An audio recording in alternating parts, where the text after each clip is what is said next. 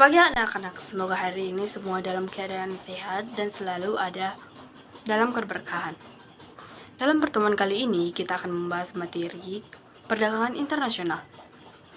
Setelah selesai membahas materi ini, diharapkan kalian dapat pertama, menjelaskan pengertian perdagangan internasional. Yang kedua, menjelaskan faktor-faktor yang mempengaruhi perdagangan internasional. Yang ketiga, menjelaskan manfaat dan hambatan perdagangan internasional. Setiap negara memiliki potensi sumber daya alam yang berbeda-beda.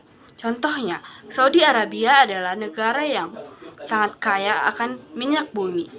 Tetapi mereka memerlukan sumber daya alam yang lain seperti karet. Sementara di Indonesia, produksi minyak bumi belum mencukupi kebutuhan dalam negeri, tetapi Indonesia merupakan penyumbang 21% dari produksi karet alam di dunia. Perbedaan potensi sumber daya alam yang dimiliki Saudi Arabia dan Indonesia menyebabkan terjadinya perdagangan internasional. Saudi Arabia memperdagangkan minyak bumi ke Indonesia, sementara dari Indonesia menjual karet ke Arab Saudi. Terjadinya perdagangan internasional menimbulkan aktivitas yang dinamakan ekspor dan impor. Ekspor adalah aktivitas yang mengirim atau menjual barang ke negara lain. Negara pelaku ekspor disebut eksportir.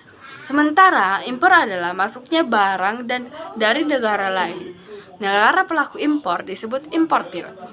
Perdagangan internasional adalah proses pertukaran barang dan jasa antara dua negara atau lebih, dengan tujuan mendapatkan keuntungan atau laba. Faktor apa saja yang mendorong terjadinya perdagangan internasional? Faktor yang mendorong terjadinya perdagangan internasional adalah: yang pertama, perbedaan sumber daya alam yang dimiliki oleh setiap negara. Perbedaan potensi sumber daya alam masing-masing negara dipenuhi oleh luas daerah geografis dan perbedaan tingkat kualitas dan iklim. Yang kedua, perbedaan tingkat kualitas sumber daya alam, sumber daya manusia suatu negara.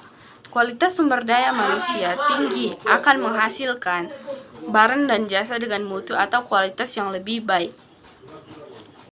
Pengetahuan dan teknologi negara yang menguasai ilmu pengetahuan dan teknologi akan mampu memproduksi barang dan jasa atau lebih banyak bermutu dan efisien dibanding negara yang tidak menguasainya.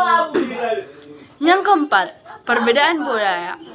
Suatu bangsa, perbedaan budaya suatu negara akan sangat mempengaruhi barang yang dihasilkan. Misalnya, seni ukir dan batik Indonesia merupakan daya tarik tersendiri bagi negara untuk membeli barang tersebut. Demikian juga keramik Cina menjadi daya tarik tersendiri bagi negara lain. Terakhir adalah perbedaan lain yang mempengaruhi perdagangan internasional. Contohnya, perbedaan harga barang, perbedaan upah dan biaya produksi, serta perbedaan selera. Kita selanjutnya membahas manfaat dan hambatan perdagangan internasional. Manfaat perdagangan internasional adalah: yang pertama, memperketat hubungan antara negara, baik secara bilateral maupun multilateral, yang setiap negara dapat memenuhi kebutuhan barang dan jasa. Manfaat yang ketiga yang kita dapatkan adalah negara meningkat melalui perolehan devisa hasil ekspor, dapat memperluas lapangan kerja yang menolong kegiatan produksi, dan yang terakhir, mendorong kemajuan ilmu pengetahuan dan teknologi. Dari masing-masing negara, manfaat yang dapat diperoleh dari perdagangan internasional adalah: ada beberapa hambatan yang terjadi dalam perdagangan internasional. Hambatan perdagangan internasional yang pertama, menyangkut harga barang luar negeri yang lebih mudah dan lebih murah dari hasil produksi dalam negeri. Mengapa harga barang luar negeri lebih murah? Ada beberapa negara yang menganut politik dumping, yaitu kebijakan menjual barang di luar negeri lebih murah daripada di dalam negeri. Kebijakan ini bertujuan untuk meningkatkan devisa negara.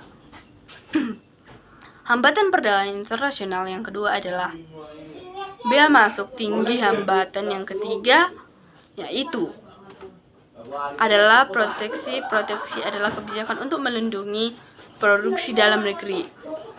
Yang keempat yaitu adanya kuota. Kuota merupakan kebijakan untuk membatasi jumlah ekspor dan impor barang dari suatu negara. Hambatan perdagangan internasional yang lain contohnya pertentangan politik dan perperangan.